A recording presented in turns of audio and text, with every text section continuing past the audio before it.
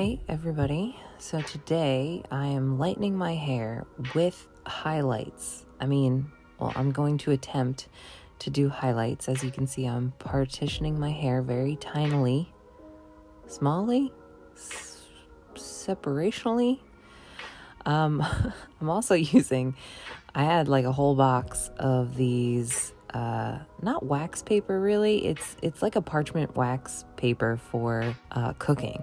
And that's what I'm using in my hair right now. And the pain in the ass part of it is separating all the hairs and then placing certain parts outside of the dye.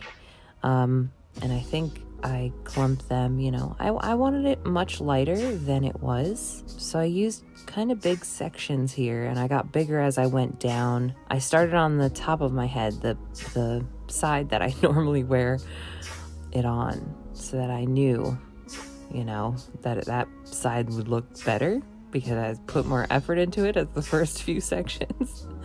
And then I start from the other side in case I wear a ponytail or something. That's where the other hair lives. I don't ever really part my hair down the middle, so that could be the messiest is what I figured. And what I always figure I should say. So I would do about 2 rows of sectioned hair, and then I'd clump some hair outside of the dye just to make sure that there was a gap between some and you could see the difference. So now after all that, it took about 40 minutes for me to get all the dye in my hair. And I remember reading somewhere that bleach only lasts or starts processing for 40 minutes. So I took out all the papers and I combed it through with a really, really wide tooth comb. Do not comb your hair with like a regular comb with dye in it, honestly. And this is it right after I washed it out. And here I am combing it through. It did help my gradient to my dark hair. And I think it looks really pretty. It's subtle.